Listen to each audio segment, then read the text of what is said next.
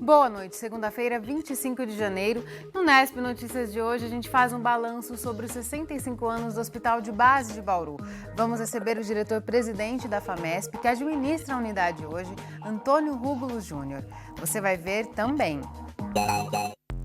Resultado da chuvarada chega agora às feiras livres. Faltam produtos e preços disparam. A alface está 70% mais cara. Futebol americano solidário. Partida arrecada alimentos para famílias atingidas pelas chuvas em Agudos e Lençóis Paulista. Transporte sustentável. Vamos rever o desafio de usar a bicicleta para se locomover em Bauru.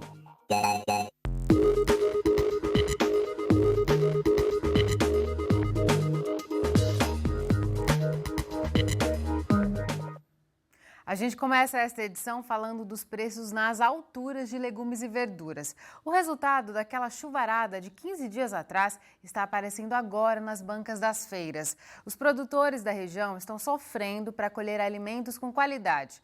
Já para o consumidor, tá difícil colocar a salada no prato. Essa feira livre em Bauru estava lotada logo pela manhã. Quem veio cedo para fazer as compras se deparou com o alto preço de alguns itens da salada. A alface, por exemplo, que no final do ano era vendida a R$ 2,50, já está custando R$ 6. Teve gente que desistiu de levar o produto. Pesadíssimo, eu não compro. Se ninguém comprasse, aí abaixava, porque estraga, né? Mas não é apenas a alface que está com o preço mais alto na feira. A rúcula, a couve e o brócolis também tiveram altas expressivas. Para piorar, a qualidade dos produtos não é das melhores. Segundo essa feirante, que também é produtora de hortaliças, a chuva em excesso dos últimos dias prejudicou o crescimento das plantas. Prova disso é o tamanho da cabeça do brócolis. Difícil colher, viu? Tá muito difícil. A chuva, né, estraga bastante, depois vem o sol, ela pendoa rapidamente, cai a qualidade, a gente não consegue tirar uma verdura bonita, né? Aqueles pezão lindo que a gente tirava, não tem como, tá muito difícil. E o preço também subiu lá em cima. Para quem traz as hortaliças do campo para a feira, outra dificuldade resultante dos dias de chuva é a condição das estradas. Outro dia quase nem cheguei, né? Não tem nem estrada para chegar na feira. Com produtos de qualidade inferior e preço nas alturas, voltar com o carrinho da feira lotado está ficando cada vez mais difícil. Alface, tomate, nossa, vai estar um absurdo, não dá para comprar. Uma cabecica de repolho, R$ 5. Onde já se viu aqui isso? Mas há quem, apesar do preço, não abra mão de alguns produtos. O senhor está levando a rúcula? Eu estou levando, porque né? A mulher pediu, tem que fazer isso. Tá bem? Mas vai doer o bolso um pouquinho. Um pouquinho dói, mas não tem que fazer, pode fazer nada, tem que comer bastante, né? Os preços altos para os consumidores também são reflexo dos reajustes no atacado. Semanalmente, os preços das hortaliças são atualizados pelo CEAGESP. Em um período de 15 dias, a diferença foi grande. Em 8 de janeiro, 10 quilos de alface americana tipo extra eram vendidos a R$ 17,73. No dia 21, já estavam com um aumento de 70%. Os mesmos 10 quilos saltaram para R$ 30,14. O brócolis extra, vendido na quantidade mínima de 15 quilos, registrou um aumento de 36% no mesmo período. Passou de R$ 65,98 para R$ 90,22. Já a rúcula subiu 35%. 6 quilos da hortaliça, que custavam R$ 25,68 no início do mês, passaram a ser vendidos por R$ 34,72.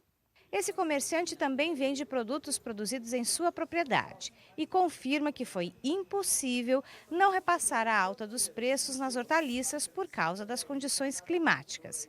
Mas a visão dele é otimista. Marcos acredita que em poucas semanas o preço de alguns produtos deve voltar ao normal. Produz rápido. Se diminuir a chuva e a temperatura permanecer boa, é rapidinho. De 20, 30 dias já tem verdura de novo. E o preço cai, é automático. Mas olha, nesta semana a chuva volta, principalmente nesse horário da tarde, na forma de pancadas. Os detalhes estão no boletim do IPMET. As temperaturas permanecem altas, até quarta-feira, ou seja, céu com variação de nebulosidade, temperaturas elevadas, especialmente na parte da tarde, e sujeito a pancadas de chuva isoladas, né, que elas ocorrem normalmente entre o meio da tarde e o início da noite, mas a partir de quinta-feira a gente tem aproximação, já na quarta a gente já vai começar a sentir esses sinais, aumento gradativo de nebulosidade, e na quinta a passagem de uma frente fria pelo litoral do estado de São Paulo, que deve favorecer o aumento de nebulosidade na maior parte do estado de São Paulo. E a partir de quinta e sexta-feira, as temperaturas mais amenas e trazendo mais chuvas, mais generalizadas sobre o estado de São Paulo.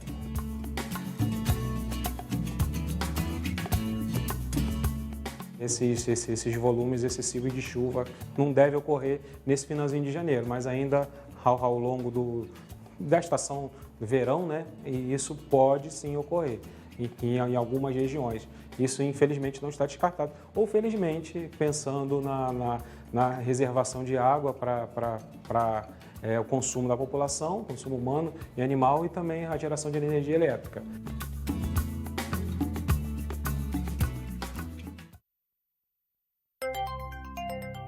Agora chove forte na região de Agudos e Piratininga. Também há registros de chuvas em pontos isolados no sul e oeste do estado. Nesta terça, o calor continua com possibilidades de novas pancadas à tarde. Bauru deve ter chuva a qualquer momento, hoje ainda e amanhã também no fim do dia. Agora a umidade do ar é de 50%. Os ventos sopram a 6 km por hora. Hoje fez bastante calor, a temperatura foi dos 20 aos 35 graus. Amanhã os termômetros devem variar entre 26 e 33 graus. Ainda por causa daquelas chuvas que arrasaram a cidade de Lençóis Paulista e também castigaram Agudos, teve um futebol solidário ontem em Bauru. O objetivo foi arrecadar alimentos e roupas para as famílias atingidas nas duas cidades. Mas não foi um jogo simples de acompanhar.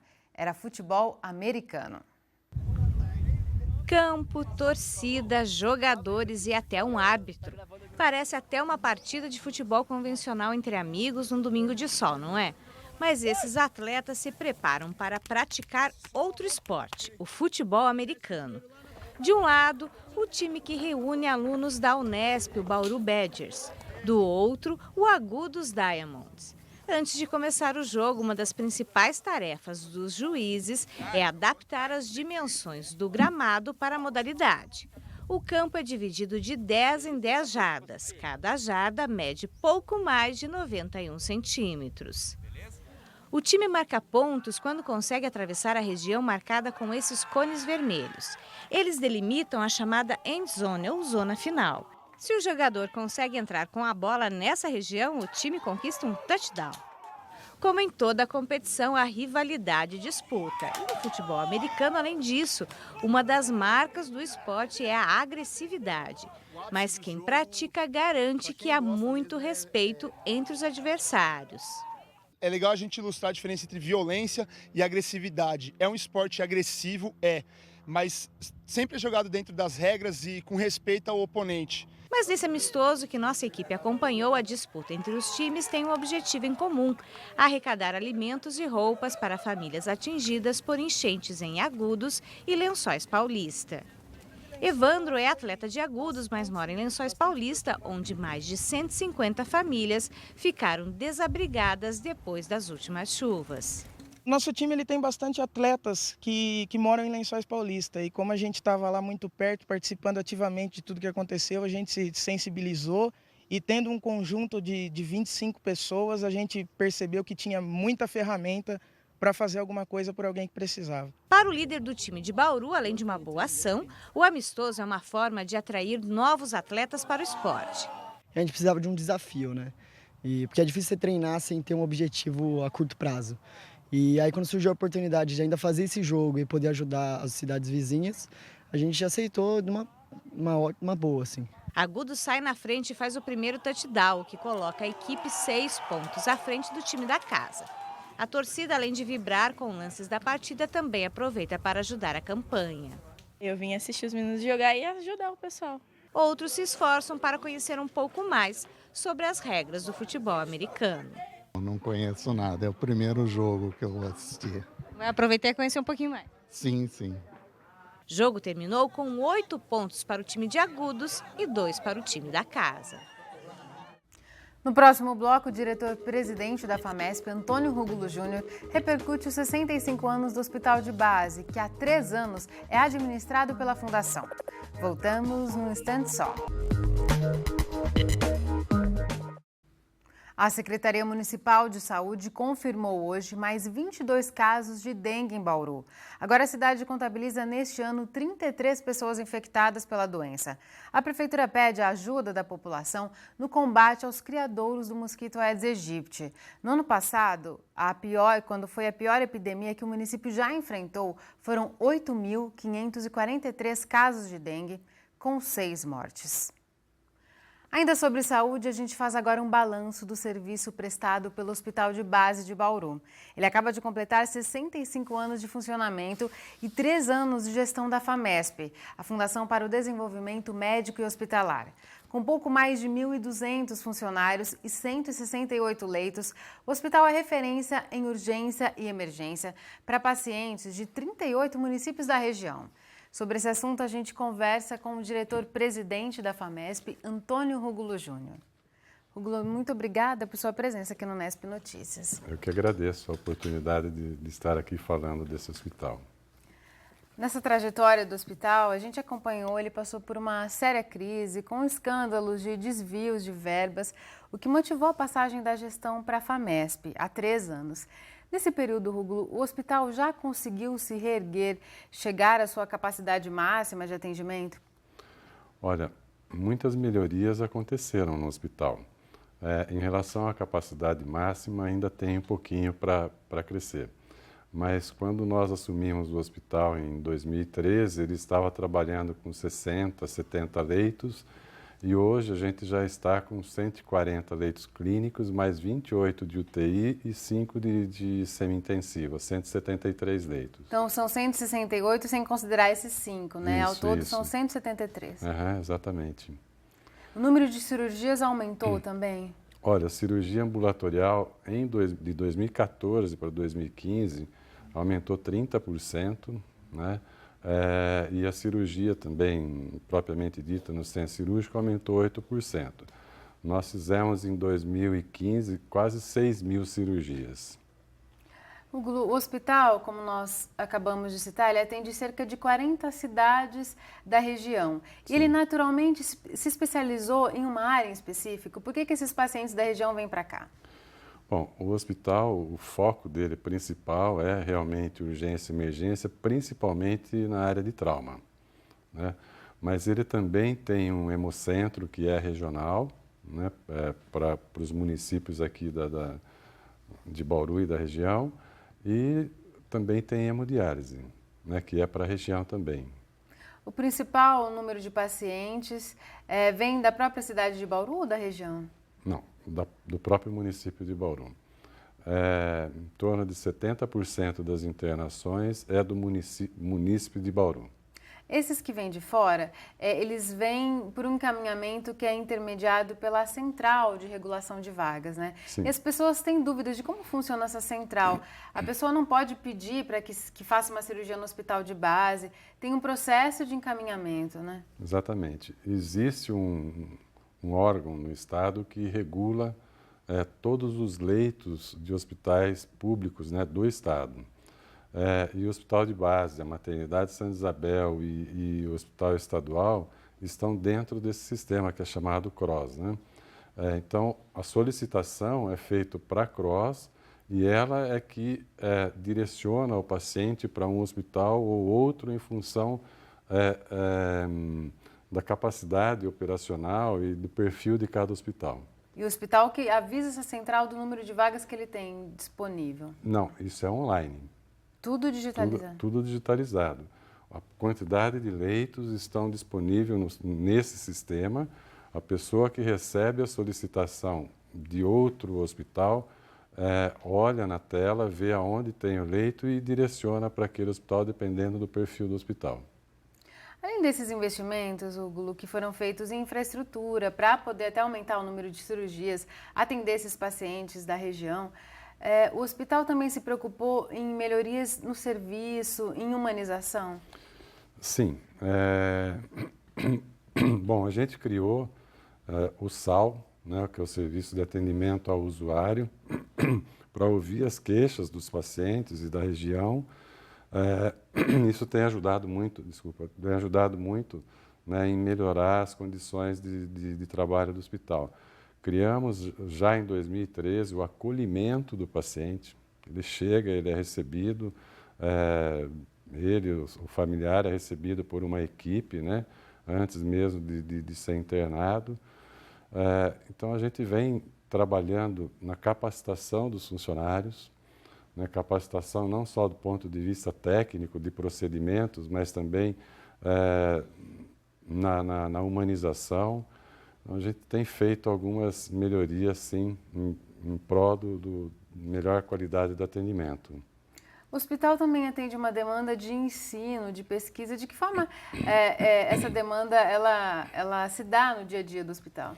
Tá bom. A fundação, originalmente, ela foi criada, né, para prestar assistência, ensino e pesquisa. E ela vem fazendo isso. No hospital de base não foi diferente em 2015. Passaram por lá 464 alunos, tanto de graduação quanto de pós-graduação e de pesquisa. Alunos da Unesp? Não necessariamente da Unesp. Universidade. Inclusive as faculdades, as universidades daqui da região e escolas técnicas também usam o hospital como campo de ensino. Hugo, para a gente concluir, hoje são 173 vagas. Há espaço para mais leitos no hospital de base? Sim, a gente calcula que dá para colocar lá dentro mais em torno de uns 30 leitos. Hoje, primeiro, até por questão assim da crise econômica, a gente não reformou 2 alas, mas a gente tem que ter uma ala de retaguarda para reformar as outras. Né? Então, daria para crescer mais uns 30 leitos ainda. Esse é o desafio para os próximos anos. Para os próximos anos. Tá certo. Muito obrigada por sua presença aqui no Unesp Notícias. Mais uma vez, eu que agradeço a oportunidade. A gente se coloca à disposição para qualquer esclarecimento que vocês queiram. Depois do intervalo, você vai ver o desafio de quem adota a bicicleta como meio de transporte. Nesta semana, vamos rever aqui no Unesp Notícias reportagens de destaque de 2015 que discutiram mobilidade urbana. Hoje a gente relembra os obstáculos de quem adota a bicicleta como meio de transporte em Bauru. Você vai ver a Lilian, que apesar dos apuros que passam nas ruas, sempre que pode, vai trabalhar sobre as 2 rodas. Fim do expediente, Lilian se prepara para a parte preferida do dia, voltar para casa de bicicleta. Ela coloca os dispositivos de segurança, capacete e luvas e está pronta para o trajeto de cerca de 3 quilômetros. No trecho entre o lugar onde trabalha e o bairro onde mora, a atendente precisa percorrer as ruas centrais da cidade num horário intenso de tráfego. Para garantir a segurança, ela sinaliza para os motoristas para qual direção vai e, quando há necessidade, usa também a buzina. Em alguns trechos, ela precisa ter mais cuidado, como no viaduto da Rua 13 de Maio. A quantidade de veículos e os locais de conversão a obrigam a conduzir a bicicleta com atenção redobrada. Na Rua Alto Acre, a subida bastante acentuada exige que a ciclista conduza a bicicleta caminhando, seguindo pela calçada para ter mais segurança.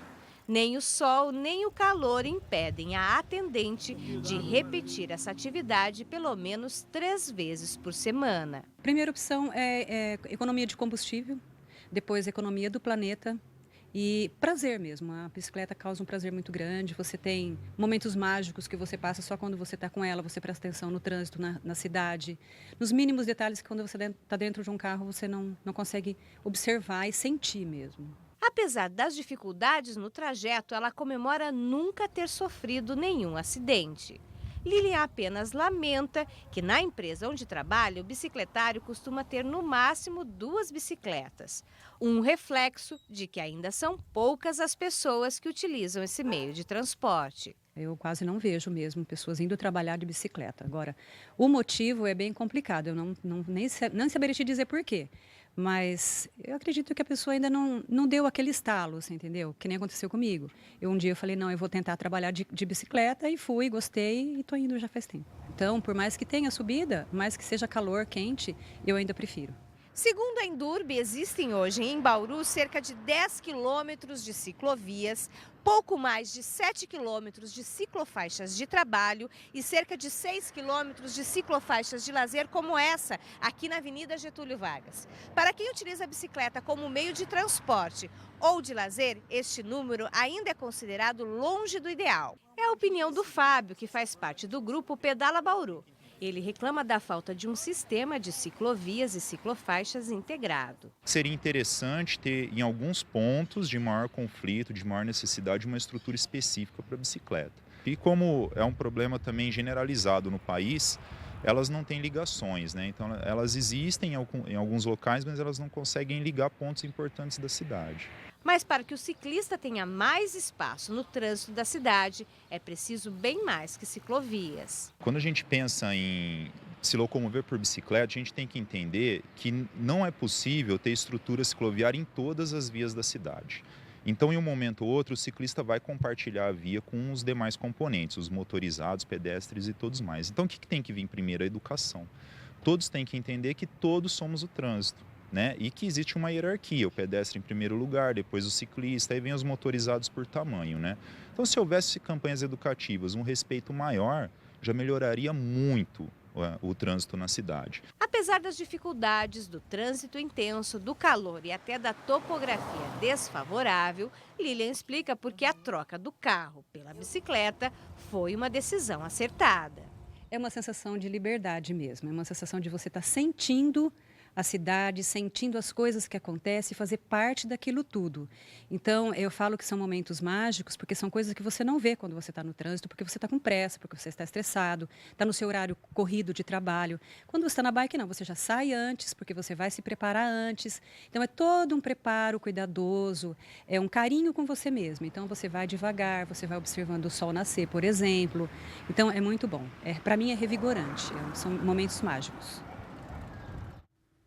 O Unesp Notícias de hoje fica por aqui. A gente volta a se encontrar amanhã às 6h30 da noite, ao vivo. Tchau!